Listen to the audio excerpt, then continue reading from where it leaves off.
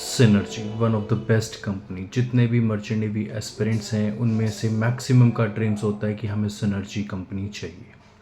अब synergy company की बात करते हैं। सिनर्जी जो है ये हमारे पास 2006 में कंपनी फॉर्म हुई थी। ये सिंगापुर बेस्ड कंपनी है, इसका हेडक्वार्टर भी सिंगापुर है। अगर हम बात करते हैं इंडिया की, इंडिया में इसके ऑफिसेज़ कहाँ कहाँ पे हैं, दिल्ली में है, पुणे में है, चेन्नई में है, बट इंडिया में जो इसका हेड ऑफिस है वो चेन्नई में है। अगर इसकी वेसल की बात करते हैं तो वेसल में इसके पास 480 वेसल्स हैं जो डील करते हैं हमारे पास oil tankers, gas tankers, bulk tankers और कैरियर टैंकर्स के साथ। इन चारों के साथ ये डील करते हैं।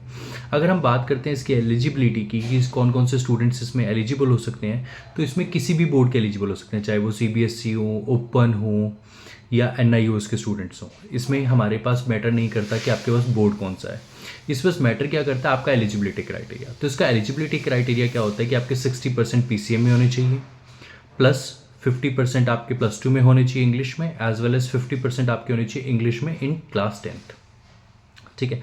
अगर हम बात करते हैं कि ये किस किस को हायर करते हैं, तो अगर आप GP रेटिंग के जाना चाहते हैं तो GP रेटिंग के लिए भी आप एलिजिबल हो, DNS के लिए भी एलिजिबल हो, BSc के लिए एलिजिबल हो और BTech के लिए भी एलिजिबल हो।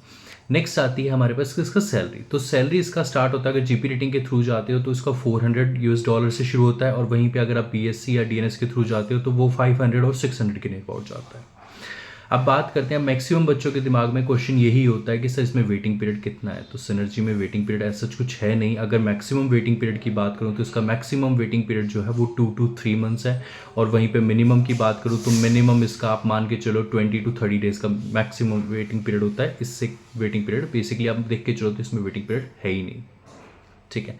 तो अब हमारे पास क्या आता है, अगर हम इसके एग्ज़ाम की बात करते हैं तो इसका exam as compare to other company के एग्ज़ाम से कंपैरेटिवली टफ होता है। 200 मार्क्स का एग्ज़ाम होता है, same as that of IMUCT। फिर इसमें क्या होता है, इंटरव्यू होता है, उसके बाद आपकी क्या होती है, डॉक्यूमेंटेशन होती है। तो अब नेक्स्ट जो मैं वीडियो बनाऊंगा उसमें मैं आपके पास क्वेश्चंस ये बताऊंगा कि हमारे पास जो IMUCT का एग्ज़ाम होता है उसमें, या सिंपल देख लो, हमारे पास इसमें भी सेम रहता है। इसमें भी 50 मार्क्स की आपके पास फिजिक्स आती है, 50 मार्क्स की आपके पास मैथ्स आता है, 20 मार्क्स का आपके पास इंग्लिश आएगा, और 40 मार्क्स का 20 मार्क्स का आपके पास केमिस्ट्री आएगा, 40 मार्क्स का इंग्लिश आएगा, 20 का जनरल एबिलिटी आएगा, और 20 का ही आपका रीजनिंग आएगा। ठीक है। तो नेक्स्ट वीडियो में मैं आपको बताऊंगा कि जो इसका इंटरव्यू होता है, इंटरव्यू में इसके किस टाइप के क्वेश्चंस पूछे जाते हैं। Thank you.